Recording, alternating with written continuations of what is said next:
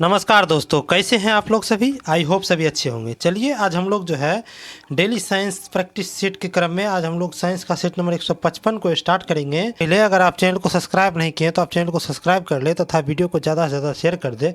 और इसका पीडीएफ अगर आपको चाहिए तो आप हमारे चैनल हमारे टेलीग्राम चैनल नॉलेजबल पीडीएफ से जुड़ सकते हैं। टेलीग्राम चैनल का लिंक इस वीडियो के डिस्क्रिप्शन में दे दिया गया है।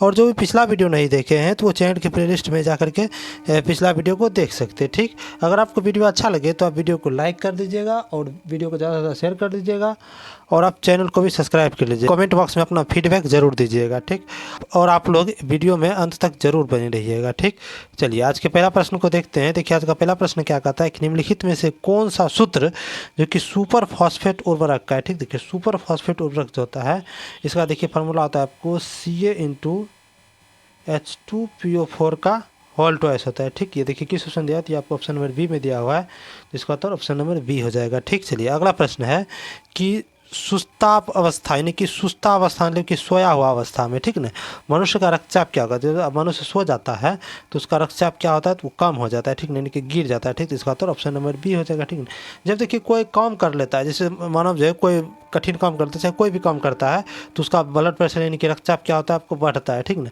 देखिए सामान्यतः मानव का जो होता है रक्तचाप कितना होता है, तो ये होता है आपको 120/80 mm ऑफ Hg होता है। ठीक, अब देखिए बीपी जो होता है यानी कि ब्लड प्रेशर जो मापा जाता है उस किसी यंत्र के द्वारा मापा जाता है, ये आपको स्फिग्नोमेट्री।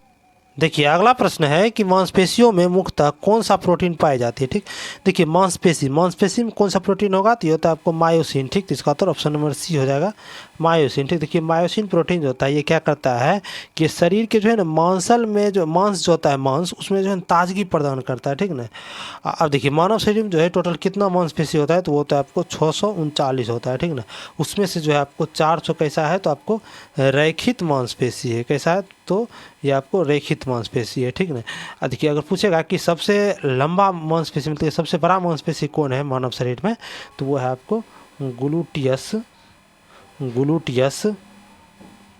मैक्सिमस। ठीक, ग्लूटियस मैक्सिमस क्या है, तो ये सबसे लंबा जो है ना आपको मांसपेशी है। ठीक, चलिए अगला प्रश्न है कि एक अणु में 9 इलेक्ट्रॉन 9 प्रोटॉन तथा 10 न्यूट्रॉन हो तो इसकी द्रव्यमान संख्या क्या होगा। ठीक है ना, देखिए द्रव्यमान संख्या देखिए कोई भी अणु है, ठीक है, उसके देखिए नाभिक में क्या रहता है, आपको न्यूट्रॉन और प्रोटॉन रहता है, और जो आपको ये कोष में जो आपको इलेक्ट्रॉन चक्कर लगाते रहता है। ठीक है ना, तो ये जो होता है आपको परमाणु द्रव्यमान जब होता है किसी भी चीज़ का, जो देखिए द्रव्यमान जो होता है वो न्यूट्रॉन मतलब क्या हुआ, तो ये केंद्र में रहता है, यानी कि न्यूट्रॉन और प्रोटॉन का योग होता है आपको परमाणु द्रव्यमान। ठीक, तो न्यूट्रॉन देखिए हमको 10 दिया हुआ है और प्रोटॉन 9 दिया हुआ है, तो यानी कि 10 + 9 करेंगे तो कितना आ जाएगा, 90 आ जाएगा।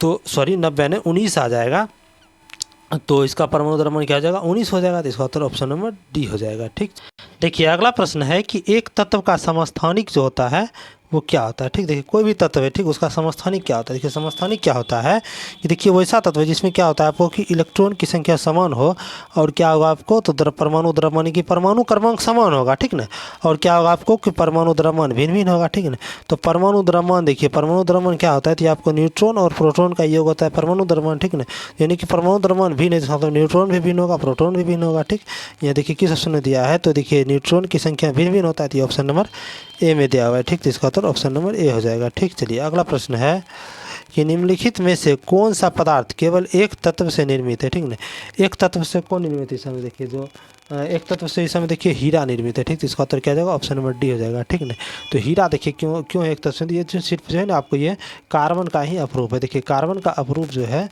मुख्य रूप से 3 हुए। ठीक है, कौन कौन है, तो ये आपको हीरा है, ग्रेफाइट है,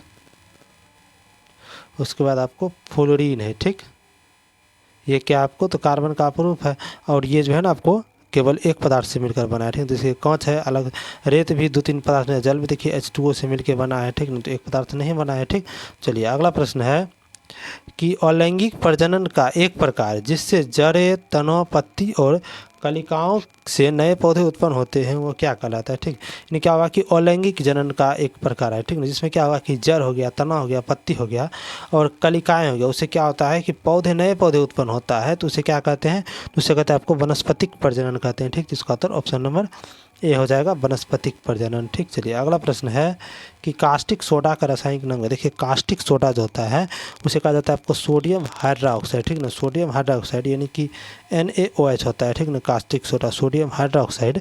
ये किस ऑप्शन में दिया है? तो आपको ऑप्शन नंबर ए में दिया हुआ है, तो इसका उत्तर ऑप्शन नंबर ए हो जाएगा। ठीक, चलिए अगला प्रश्न है कि तापमापी में पारा क्यों प्रयोग किया जाता है? देखिए तापमापी में जो है आपको पारा का प्रयोग किया जाता है। तो क्यों किया जाता है? देखिए पारा जो है सबसे पहले देखिए कि पारा क्या होता है, ये पारदर्शी होता है। ठीक, पारदर्शी भी होता है और क्या होता है ये आपको दीवार पर भी नहीं चिपकता है। ठीक, और ये जो है ना आपको अधिक उच्च ताप को ये जो है ना मापने के लिए प्रयुक्त होता है। ठीक ना, तो इसका मतलब क्या होगा कि उसके तापमापी जो है कि दीवार पर नहीं चिपकता है। ठीक, तो इसका उत्तर ऑप्शन नंबर डी हो जाएगा। ठीक, तो ये तापमापी के दीवार पर नहीं चिपकता है, इसी कारण से तापमापी के रूप में जो है ना पारा का प्रयोग किया जाता है तापमापी में। ठीक, चलिए अगला प्रश्न है कि छोटी आंत को ग्रहणी में विभाजित किया गया।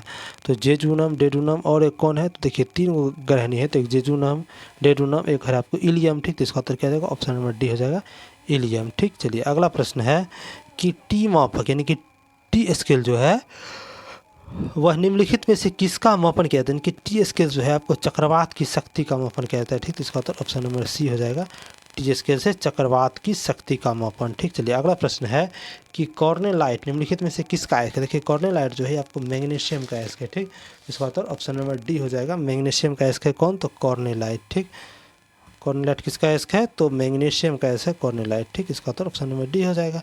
चलिए अगला प्रश्न है कि आतिशबाजी में जो है हरा रंग निम्न में से किसके कारण होता है? देखिए आतिशबाजी होता है यानी कि पटाखा होता है, उसमें देखिए कौन सा रंग किसके कारण? देखिए स्ट्रोंशियम जलता है तो उसे लाल रंग निकलता है, कैल्शियम से नारंगी, सोडियम से पीला रंग, बेरियम से हरा रंग, और मैग्नीशियम और एल्युमिनियम से चमकीला उजला, और कॉपर से हरा रंग। ठीक है, यहाँ हमसे हरा रंग पूछा है, तो हरा रंग देखिए किससे हुआ है? तो बेरियम से भी हुआ है और कॉपर से हुआ है। ठीक, यहाँ देखिए बेरियम ऑप्शन में दिया है, तो इसका उत्तर ऑप्शन नंबर सी हो जाएगा, बेरियम। ठीक, चलिए अगला प्रश्न है कि डायबिटीज रोग में शरीर का कौन सा अंग सही ढंग से कार्य नहीं करता? यानी कि डायबिटीज रोग है, ठीक है, जिसे कहते हैं आपको ब्लड शुगर। ठीक है ना, इसमें होता क्या है कि इसमें जो है ब्लड में जो है ना शर्करा की मात्रा अधिक हो जाता है। तो शर्करा की मात्रा अधिक आखिर क्यों होता है? देखिए इसीलिए होता है उसमें शर्करा की मात्रा अधिक। देखिए अग्नाशय जो होता है उससे के जो है ना आपको लंगरहैंस के बीटा से जो है आपको इंसुलिन नामक एक हार्मोन स्रावित होता है, जो क्या करता है कि इसका काम क्या है कि ये जो है ना आपको शर्करा को पाचन करता है। ठीक ना, तो जब डायबिटीज़ होता है आदमी को तो क्या होता है कि इंसुलिन का स्रावन ही जो है ना कम मात्रा में होता है, यानी कि अल्प मात्रा में होता है, जिससे क्या होता है कि वो शर्करा का पाचन अच्छे ढंग से नहीं कर पाता है और ब्लड में क्या रह जाता है? शर्करा रह जाता है। ठीक ना, तो इसी कारण से वो हो जाता है रोग, कौन सा? तो डायबिटीज़ जिसे कहते हैं। ठीक ना, तो यानी क्या होगा कि कौन सा अंग खराबी हुआ? तो आपको अग्नाशय का खराबी हो गया। ठीक, तो इसका उत्तर ऑप्शन नंबर सी हो जाएगा, अग्नाशय। ठीक, चलिए अगला प्रश्न है कि निम्नलिखित में से कौन सा एक गैर संचारी रोग है? ठीक ना, तो गैर संचारी बारे में कहा है, तो गैर संचारी देखिए मिर्गी है। ठीक ना, मिर्गी क्या है आपको?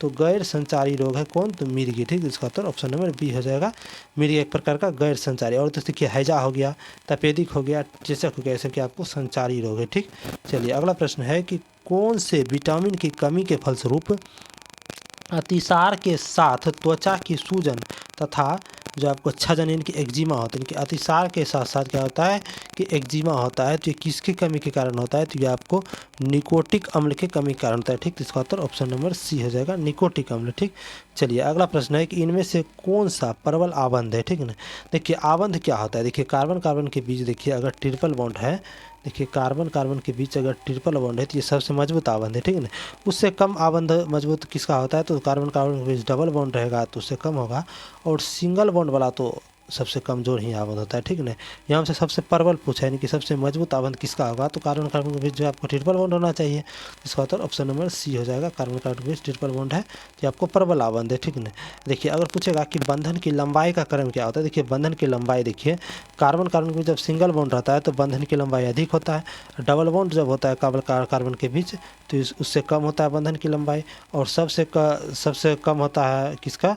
जब ट्रिपल बॉन्ड होता है कार्बन कार्बन के बीच तो जो है उसमें आपको बंधन की लंबाई कम होता है। ठीक है ना, तो ये हो आपको बंधन की लंबाई का क्रम, और ये हो गया आपको तो उसमें प्रबल आबंध का क्रम। ठीक है ना, और साथ ही साथ ये बंधन में ऊर्जा का भी क्रम है। ठीक, ये वाला पहला वाला। ठीक, तो इसका उत्तर ऑप्शन नंबर सी हो गया। ठीक, चलिए अगला प्रश्न है कि निम्नलिखित अणुओं में से किसमें दो सन्निकट कार्बन परमाणुओं में सबसे अधिक दूरी होती है। यानी क्या हुआ कि दो सन्निकट मतलब कि दो जो सन्निकट मतलब कि नज़दीक का दो कार्बन परमाणु है उसमें सबसे अधिक दूरी किसमें होगी। सबसे अधिक दूरी देखिए ये होता है आपको तो ये इथेन में होता है। ठीक, तो इसका उत्तर ऑप्शन नंबर बी हो जाएगा इथेन। ठीक, चलिए अगला प्रश्न है कि निम्नलिखित में से कौन सी बीमारी जीवाणु जनित है। देखिए जीवाणु जनित बीमारी देखिए ऑप्शन नंबर ए में दिया हुआ है हैजा, टाइफाइड, निमोनिया, डिप्थीरिया, लिप्रोसी। ये सारा जो है ना आपको जीवाणु जनित ही रोग है, यानी कि बैक्टीरिया से होने वाला रोग है। ठीक, इसका उत्तर ऑप्शन नंबर ए हो जाएगा। ठीक, अब देख लेते हैं कि जितना भी रोग है वो कौन कौन बैक्टीरिया। देखिए हैजा जो है ये आपको विब्रियो कोलोरी नामक जीवाणु से होता है। ठीक ना। देखिए टाइफाइड जो है आपको ये होता है, टाइफाइड किसके कारण होता है तो टाइफाइड आपको होता है आपको साल्मोनेला टाइफी से जो है ना आपको टाइफाइड होता है। देखिए टाइफाइड जो है किस अंग को प्रभावित करता है तो ये आपको आंत को प्रभावित करता है तथा इसे जो है ना आपको मियादी बुखार भी कहा जाता है टाइफाइड को। ठीक, देखिए निमोनिया जो होता है आपको किस जीवाणु कारण होता है तो निमोनिया होता है आपको ये माइकोप्लाज्मा निमोनो नामक जीवाणु के कारण होता है आपको निमोनिया। और डिप्थीरिया होता है आपको तो डिप्थीरिया होता है आपको कोरेन बैक्टीरिया के कारण होता है डिप्थीरिया। और लेप्रेसी होता है आपको माइकोबैक्टीरियम लेप्री के नामक जीवाणु कारण होता है क्या चीज़ तो लेप्रेसी होता है। ठीक, यानी कि ये सब क्या है आपको तो जीवाणु जनित रोग है। ठीक, चलिए अगला प्रश्न है कि मनुष्य के चर्म के रंग का कारण क्या है। मनुष्य का जो चमड़ा होता है यानी कि स्किन उसका रंग का क्या कारण। देखो उसमें जो है मेलानिन के कारण उसका रंग होता है। ठीक है ना। अगर देखिए कोई भी मानव है उसमें अगर मेलानिन अधिक है तो उसका त्वचा क्या होगा काला होगा, और जिसमें मेलानिन कम है तो उसका त्वचा कैसा होगा तो गेहुआ कलर का होगा। ठीक है ना। किसका तो गेहुआ कलर या उजला यानी कि सफ़ेद होगा। ठीक है ना, यानी कि गोरा होगा वो। ठीक है ना, तो इसका उत्तर ऑप्शन नंबर बी हो जाएगा। ठीक, चलिए अगला प्रश्न है कि नीले लिटमस वाले पानी से होकर अगर कार्बन डाइऑक्साइड गुजारी जाए तो परिणामी घोल का रंग कैसा होगा। ठीक, देखिए कार्बन डाइऑक्साइड देखिए किसका ऑक्साइड है तो ये आपको कार्बन का ऑक्साइड। ठीक, तो कार्बन क्या है आपको एक प्रकार का अधातु है। ठीक, तो अधातु का ऑक्साइड क्या होता है तो अधातु का ऑक्साइड आपको अम्लीय होता है और धातु का ऑक्साइड क्या होता है तो क्षारीय होता है। ठीक, धातु का ऑक्साइड क्षारीय होता है। यह हमको अधातु यानी कि कार्बन का ऑक्साइड है तो यानी कि अधातु का ऑक्साइड है तो ये अम्लीय परिणाम का होगा। ठीक ना, तो अम्लीय है तो ये नीले लिटमस पत्र को क्या कर देगा तो ये लाल कर देगा। अम्ल जब नीले लिटमस पत्र पकड़ता है तो किसको क्या करता है तो आपको रेड बना देता है। ठीक, नहीं कि लाल बनाता है। तो इसका उत्तर ऑप्शन नंबर ए हो जाएगा रेड। ठीक, देखिए अगला प्रश्न है कि डैश युक्त में धातु को संलय कहा जाता है। देखिए संलय जो है जिसमें धातु में पारा मिला रहता है उसे संलय कहते हैं। ठीक, तो इसका उत्तर ऑप्शन नंबर ए हो जाएगा पारा। ठीक, चलिए अगला प्रश्न है कि फ्लेमिंग के दाएं हाथ के नियम का प्रयोग किसकी दिशा का पता लगाने के लिए किया। देखिए फ्लेमिंग का जो दाएं हाथ का नियम होता है वो क्या कहता है। देखिए उसके अनुसार क्या होता है कि यदि कोई धारावाही चालक को दाहिने हाथ से इस प्रकार पकड़ लें कि कल्पना करें कि अंगूठा चालक के समांतर रहे और यदि अंगूठा द्वारा चालक में प्रवाहित धारा की दिशा व्यक्त करती है, यानी क्या हुआ धारा की दिशा व्यक्त कर रहा है। ठीक ना, तो उंगली जो है घुमाव चुंबकीय क्षेत्र को दिशा बताता है। ठीक ना, यहाँ से क्वेश्चन क्या पूछा है कि फ्लेमिंग के दाएं हाथ का नियम का प्रयोग किसकी दिशा पता लगाने तो किसकी दिशा पता लगाने क्या हो रहा है यहाँ पर तो धारा की दिशा व्यक्त करने में हो रहा है। ठीक, तो ये किस ऑप्शन में दिया हुआ है देखिए ये आपको ऑप्शन नंबर सी में दिया हुआ है प्रेरित धारा। तो इसका उत्तर ऑप्शन नंबर सी हो जाएगा प्रेरित धारा। ठीक, चलिए अगला प्रश्न है कि निम्नलिखित में से किसने टीके का आविष्कार किया। तो टीके का आविष्कार जो है ये कौन किया तो लुई पास्चर किया था। ठीक, तो इसका उत्तर ऑप्शन नंबर डी हो जाएगा लुई पास्चर। ठीक, चलिए आज का अंतिम प्रश्न था। अगर आपको वीडियो अच्छा लगा हो तो आप वीडियो को ज़्यादा से ज़्यादा शेयर कर दें और चैनल को सब्सक्राइब कर लें तथा वीडियो को लाइक भी कर लें। ठीक, और अगर आपको इसका पीडीएफ चाहिए तो आप हमारे टेलीग्राम चैनल नॉलेजेबल पीडीएफ से जुड़ सकते हैं। टेलीग्राम चैनल का लिंक इस वीडियो के डिस्क्रिप्शन में दे दिया गया है। और जो भी पिछला वीडियो नहीं देखे हैं तो चैनल के प्लेलिस्ट में जाकर के पिछला वीडियो को देख सकते हैं। चलिए वीडियो में अंत तक बने रहने का धन्यवाद। मिलते हैं अगले वीडियो में।